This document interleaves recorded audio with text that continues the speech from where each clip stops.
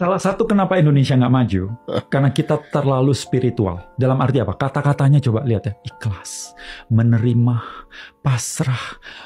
Gue lagi gondok duit gue dimakan sama dia. Suruh ikhlas. Ikhlas gimana? Nanti kan dibalas sama Tuhan. Ya kalau dibalas, kalau cuma di rate aja nggak dibalas gimana? Ini agak-agak kita dengar ucapan terlalu spiritual sehingga kita tidak maju. Ya mungkin berkacanya kepada negara-negara sekuler, negara-negara yang agama itu tidak penting dan mereka maju-maju. Mungkin begitu ya. Tetapi coba berpikir normal saja. Spiritual itu kan berarti mengamalkan agama dengan sempurna.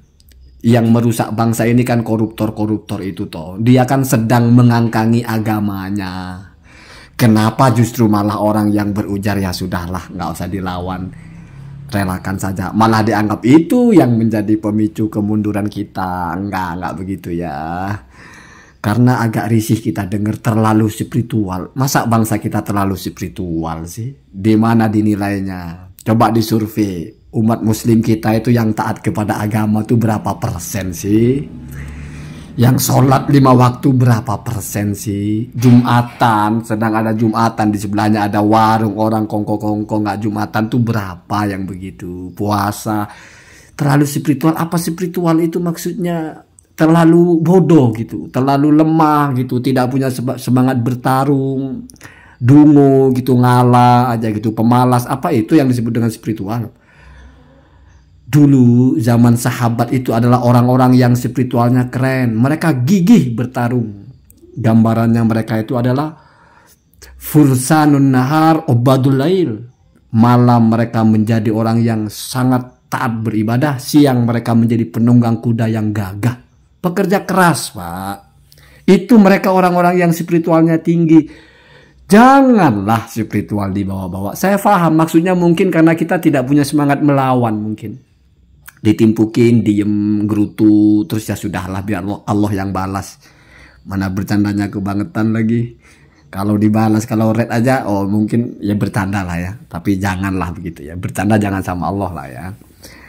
Memangnya Allah baca WA, jangan begitu ya. Sekarang ada kitab yang tertuduh ya.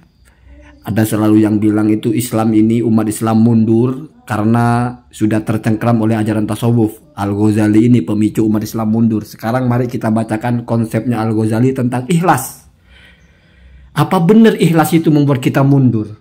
Apa benar ikhlas itu adalah apologi ketika kita malas bertarung, dikalahkan orang? Ya sudahlah. Itu mah bukan ikhlas, Pak. Itu mah kamu tidak punya semangat bertarung, tidak punya etos kerja. Kerja sedikit malas, ya sudahlah. Itu bukan ikhlas. Itu namanya orang tidak punya keinginan yang kuat, tidak punya azmun, tidak punya cita-cita. Bertentangan sekali dengan spiritual itu. Ada Imam Syafi'i itu, kun himmatuka fauqas suraya. Kamu punya cita-cita harus setinggi langit, bermimpilah. Tapi jangan bermimpi tinggi-tinggi musik-musik agama. Mestinya yang lain lah. Bagaimana memajukan kesehatan, bagaimana memajukan pendidikan. Nggak usah lah musik-musik terlalu spiritual atau apa gitu ya. Sekarang saya bacakan, saya sitir satu saja. Bagaimana aqwalus syuyukh tentang ikhlas. Imam Ghazali itu merumuskan beberapa ucapan-ucapan para masyayikh tentang ikhlas.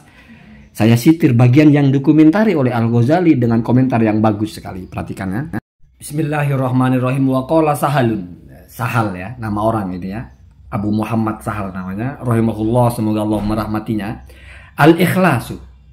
Adapun ikhlas, apa itu ikhlas ya? Ayyakuna sukutul abdi wa harakatuhu lillahi ta'ala khosotan. Khobarnya adalah ayyakuna, yaitu ada ya. Sukutul abdi, diamnya seseorang, wa harakatuhu dan bergeraknya lillahi ta'ala, hanya untuk mencari ridho Allah, gampangnya begitu, atau diniatkan untuk Allah subhanahu wa ta'ala, khosotan secara spesifik. Jadi hidupnya tidak ada motivasi kecuali hanya untuk menggapai ridho Allah. Sekarang kalau ada orang diem saja nggak ngapa-ngapain, apa Allah ridho begitu? Dia buang-buang waktunya, apa Allah ridho? Kan nggak mungkin, Pak. Artinya orang ikhlas itu di awal, Pak. Bukan ketika sendalnya dicolong terus ya sudah ikhlaskan saja. Hanya karena kamu cari-cari nggak ketemu terus ikhlaskan saja. Itu mah bahasa Indonesia, Pak. ikhlas dalam konsep Islam itu di awal, Pak, berkaitan dengan niat. Ya, saya tuntaskan dulu. Wahadihi kalimatun jami'atun, dan hal ini adalah kalimat atau ungkapan jami'ah yang sudah komprehensif, meliput, muhitatun yang meliputi, ya, bil ghordi, dengan semua maksud daripada ikhlas. Jadi itu komentar Al-Ghazali. Jadi ini kalimat yang merepresentasikan maksud daripada ikhlas. Wa fi maknahu qaulu Ibrahim bin Adham, dan ada juga di dalam makna seperti ini atau yang semakna dengan ini adalah ucapan dari Ibrahim bin Adham. Ini tokoh sufi juga. Apa itu?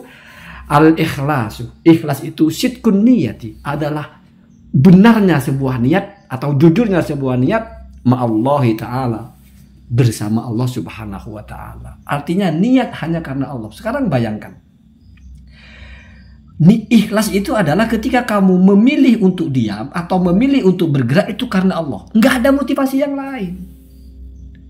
Kamu misalnya mau melakukan sesuatu karena Allah, pasti itu hal baik, Pak. Nggak ada orang mencuri karena Allah.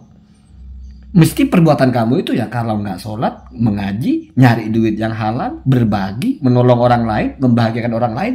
Itu saja, Pak, kehidupannya. Tidak ada orang itu melakukan sesuatu karena Allah berupa keburukan.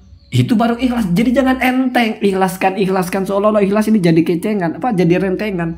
Ikhlas itu berat, Pak. Ketika setan bersesumbar akan menyesatkan semua orang, setan mengakui kelemahannya. Illa ibadaka minhumul mukhlasin. Saya akan sesatkan semua kecuali yang ikhlas. Kenapa? Karena ikhlas punya perisai, Pak. Bagaimana mau digoda kalau prinsipnya dia saya akan bergerak niatnya karena Allah. Tidak mungkin gerakannya buruk. Saya pun akan diam niatnya karena Allah. Yaitu diamnya dia diam dari melakukan keburukan. Ketika tidak ada hal yang baik yang bisa dia lakukan, dia memilih untuk diam karena Allah. Tidak mungkin, Pak, ada orang malas karena Allah. Saya malas untuk belajar, saya malas untuk cari duit karena Allah. Nggak ada, Pak. Jadi diamnya itu adalah ketika dia ada pilihan, di mana pilihan itu berupa keburukan, dia pilih untuk diam. Maka bahasanya tarku, meninggalkan maksiat karena Allah. Itu, Pak, ikhlas. Bayangkan kalau semua orang berprinsip begitu. Dunia ini akan indah, Pak. Bukan mundur, Pak, maju. Apakah kamu pikir Islam ini anti kemajuan? Enggak. Di dunia ini, di Islam itu juga diajarkan, Pak. Sekarang bayangkan, kenapa ulama itu berlomba-lomba menulis kitab. Masing-masing madhab hidup, mereka berlomba-lomba, Pak. Tapi karena mereka bukan nyari duit, tapi nyari ilmu, lahirlah kitab. Al-Ghazali itu ketika membahas kitab Ihya itu, tidak lalu menganggap bahwa orang kerja itu hidupnya hanya untuk dunia. Enggak, Pak. Tapi diajari. Diajari. Kamu menekuni ekonomi, menekuni politik, menekuni matematika, menekuni apapun. Karena Allah. Sehingga kamu akan terperisai, akan terlindung dari kecurangan. Dari jahat. Dari nipu-nipu orang.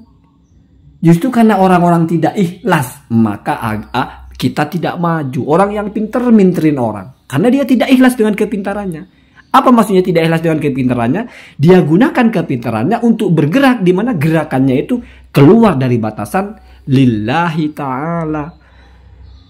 Gitu, Pak, ya. Agak risih kita kalau ikhlas jadi kambing hitam, ya, karena mungkin keliru memahami ikhlas. Itu mah kalau ada orang misalnya kamu dicuri terus kamu nggak cari barang itu, ya sudahlah.